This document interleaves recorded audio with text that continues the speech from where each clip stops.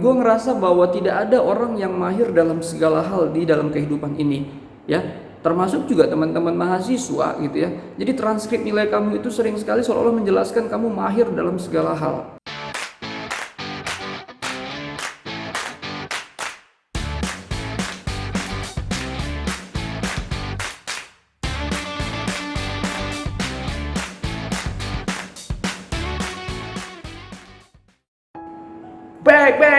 Back again. Hola teman-teman Slim semuanya, kembali lagi di Sepan Production.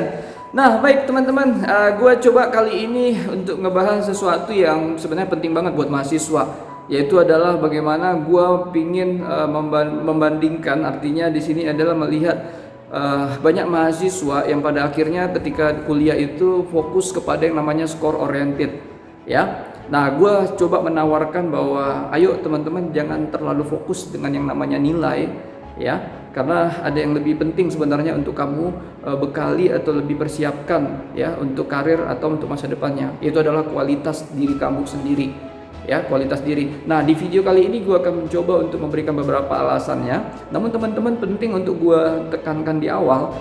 Di video kali ini gue sama sekali tidak berusaha untuk menyatakan bahwa gue kurang suka sama mahasiswa yang IPK-nya tinggi. No, sama sekali, ya.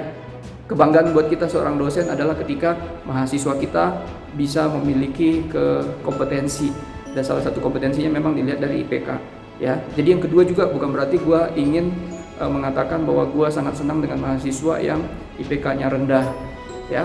Tidak seperti itu juga.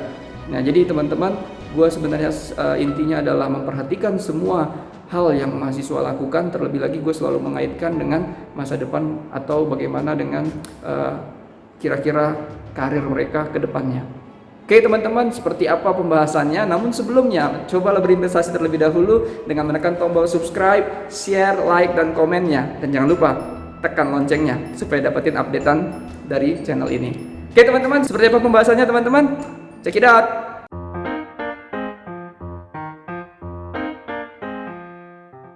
Nah baik teman-teman, jadi alasan pertama kenapa gue sebenarnya lebih sering menekankan kepada mahasiswa, ayo kamu jangan terlalu score oriented gitu ya. Alasan pertamanya adalah karena kita yang sudah merasakan lulus dan bekerja buat orang lain atau perusahaan lain, pada akhirnya perusahaan itu teman-teman ketika kita interview, kita memberikan semua berkas kita, dia tidak pernah itu yang namanya melihat ya yang namanya kamu punya transkrip nilai, ya, nilai IPK kamu. Jadi kesannya tuh kalau gue boleh katakan bahwa mereka itu merasa bahwa gue pingin melihat kompetensi atau skill lu secara langsung karena gue yang bayar lu. Sementara transkrip nilai lu adalah penilaian yang diberikan oleh dosen lu. Belum tentu kemampuan yang diberikan oleh dosen itu juga yang akan kamu tunjukkan pada saat kamu bekerja sama dengan perusahaan kami. Nah ini masuk akal teman-teman, ya, artinya reasonable banget tuh buat si perusahaan karena mereka yang punya duit untuk membayar teman-teman, ya. Nah cuman di sini memang perlu gue tekankan, transkrip nilai atau IPK juga penting ketika kita memang pada saatnya mau melamar PNS atau misalnya nantinya mau melanjutkan studi S2 atau S3, ya, mau dapetin beasiswa, ya. Namun kalau kita melihat untuk karir atau bekerja dengan orang lain, pada akhirnya perusahaan atau hotel atau industri jarang sekali percaya dengan penilaian yang dari dosen kamu berikan. Mereka pasti akan lebih percaya dengan mata mereka melihat sendiri, ya, seperti apa kontribusi kamu, performa kamu selama bekerja dengan mereka. Nah sehingga mereka ingin menggaji, membayar kamu, ya, relevan dengan apa yang sudah kamu berikan ke mereka. Kalau ada yang mengatakan bahwa Pak tidak semua perusahaan, gue nggak tahu kalau misalnya ada perusahaan yang sangat percaya seperti itu ya. Namun sekali lagi gue ingin sharing di sini untuk membekali teman-teman mahasiswa, ya. Jadi tidak berusaha untuk menyudutkan atau memojokkan siapapun. Nah jadi teman-teman kalau kita bicara perusahaan pada umumnya, memang jarang sekali pada akhirnya mereka percaya dan menjadikan dasar kamu punya performa berdasarkan dari penilaian atau transkrip dari nilai kampus atau dosen berikan.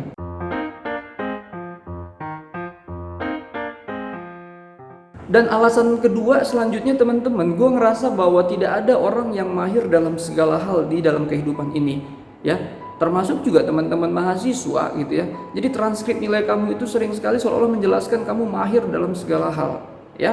Jadi gue senang dengan adanya namanya mahasiswa terbaik yang sering diumumkan pada saat wisuda gitu ya. Tetapi gue pingin sekali lagi, ayo pemikiran gue ini untuk membekali teman-teman yang best wisudawan atau wisudawati gitu ya. Nah, coba teman-teman pikirkan, apa nggak teman-teman bisa menyimpulkan hal yang sama, bahwa ya dengan IPK itu seolah-olah kamu seperti terlihat mahir dalam segala hal gitu loh. Ada berapa banyak mata kuliah, ada berapa banyak semester yang kamu lewatin, ya. Seandainya ada begitu banyak mata kuliah yang berbeda gitu ya, seperti mata kuliah misalnya ada perpajakan, ternyata kamu juga belajar marketing, ternyata kamu belajar juga tentang Pancasila dan lain-lainnya, dan kamu dapat A semuanya gitu loh. Ya, jadi gue bisa katakan iya, mungkin itu adalah kecerdasan kamunya yang memang bisa mengerti penyerapan tentang materi yang disampaikan dosen dan bagaimana kamu bisa menjawab ujiannya. Namun yang pastinya belum tentu itu semua dibutuhkan pada saat bekerja. Belum tentu itu yang menjadi kualifikasi yang diminta oleh perusahaan. Jadi teman-teman punya transkrip nilai bagus, IPK bagus, menjadi mahasiswa terbaik pada saat wisuda, itu bagus ya, dan kita dosen pasti akan bangga. Tapi jangan cepat puas dan jangan berhenti sampai di situ saja. Gue pingin tuh punya mahasiswa-mahasiswa yang memang mengerti bahwa di luar sana peperangan sebenarnya kompetisinya itu jauh lebih complicated ya, jauh lebih complicated, yang artinya adalah sering sekali apa yang terabaikan atau yang tidak dibekali di kampus ternyata menjadi prioritas utama ketika bekerja atau berada di perusahaan. Intinya dari poin ini gue mau tekankan sebenarnya gini teman-teman, gue gak pingin teman-teman tuh terlihat seperti mahir saja dalam segala hal atau mahir dalam satu hal, tapi benar-benar memang yang gue inginkan adalah teman-teman mahasiswa itu memang ada kemahirannya, ada keahlian yang memang dia miliki gitu loh. Jadi sekali lagi, ayo jangan sampai kita masuk perangkap yaitu bahwa kita hanya terlihat saja mahir, namun pada akhirnya ketika diuji, ketika benar-benar kita terjun ke industri, real industri gitu ya, hasilnya justru bertolak belakang atau jauh dari harapan. Seperti itu. Jadi terlihat mahir itu berbahaya teman-teman. Alangkah lebih bagusnya persiapkan diri kamu dengan kecakapan atau mahir dalam hal-hal yang memang kamu kuasai.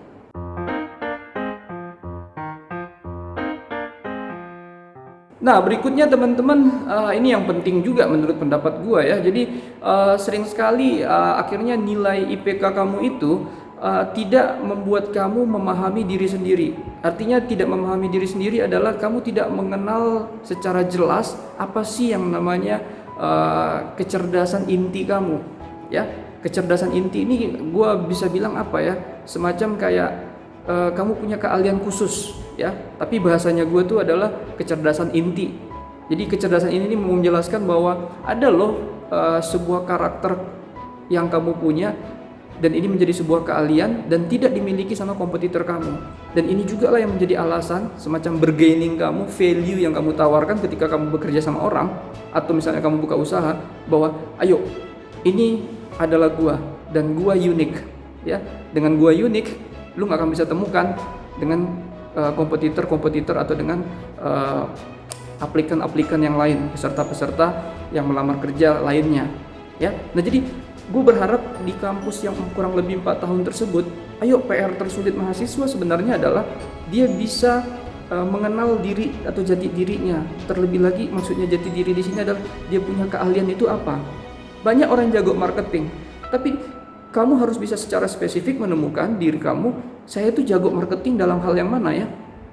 Apakah pemahaman saya lebih hebat di digital, dan digital itu yang seperti apa?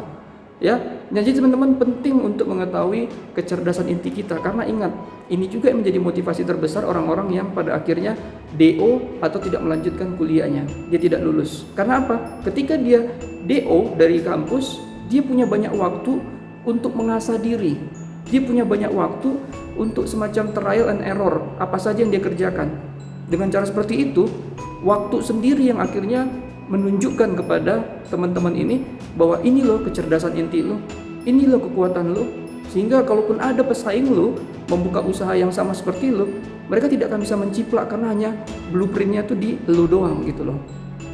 Ya, jadi teman-teman, jadi ayo, gue sangat menghargai teman-teman yang masih stay ada di kampus dan juga yang misalnya sudah keluar dari kampus, namun pesannya cuma satu, mau di dalam mau di luar kampus, dalam hidup ini cara kita untuk bisa bertahan dan memenangkan persaingan adalah dengan mengenal diri kita, terlebih lagi mengenal keahlian inti atau kecerdasan inti kita.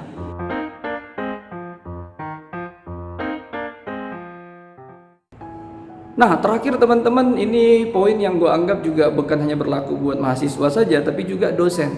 Artinya begini, kita jangan lagi saat ini mengandalkan satu-satunya ukuran penilaian, indikator penilaian, yaitu adalah yang berupa nominal atau angka gitu loh. Nah, jadi teman-teman, seringkali kita terkacaukan gitu ya, karena seolah-olah kita mengejar angka yang menjadi ukuran indeks prestasi kumulatif kita, penilaian itu. Jadi kalau misalnya ada ukuran 0 sampai 10, seseorang dikatakan dapat poin 9, itu sudah sangat-sangat bagus. Ya, ini juga yang menjadi kelemahan kenapa jangan sampai kita terlalu mengandalkan yang namanya score oriented. Ya, gue kasih contoh aja biar gampang. Contohnya saja salah satu transportasi modern digital saat ini, Gojek gitu ya. Kalau Gojek tuh kita lihat ketika kita sudah diantar dengan jasanya, entah itu makanan kita ataupun diri kita, kan kita diminta untuk merating gitu ya, kasih rating siapa nih yang orang ojeknya ini yang bagus atau tidak. Ya, percaya atau tidak, kita pasti sering ngerti bahwa itu tidak cukup mewakili. Ya, jadi angka atau bintang itu nggak cukup mewakili seperti apa deskripsi orang yang kita nilai. Sama seperti mahasiswa, sama seperti dosen. Ya, jadi dosen pun sering di akhir dari mata kuliah atau semester, mahasiswa kasih namanya kuesioner. Dan kuesioner lemahnya di situ yang gue lihat. Karena mahasiswa diminta hanya untuk mengukur 1 sampai 4 dosen ini seperti apa, 1 sampai 4 ya. Atau misalnya ukurannya adalah sangat setuju, tidak setuju, ya variabelnya tuh beda-beda gitu loh. Jadi itu juga kurang cukup kuat. Menurut pendapat gue, alangkah lebih bagusnya memang penilaian itu apabila ditambahkan dengan yang namanya esai. Seorang dosen dikatakan bagus, misalnya ratingnya mahasiswanya ada yang 5, ada yang 4,8 ya. Tapi harusnya diikuti dengan esai. Ya, seperti apa yang menjadi kelebihan kekuatan strength-nya Bapak ini, seperti apa kelemahan dari Ibu ini. Itu diterangkan dan itu sangat membantu. Sama seperti mahasiswa.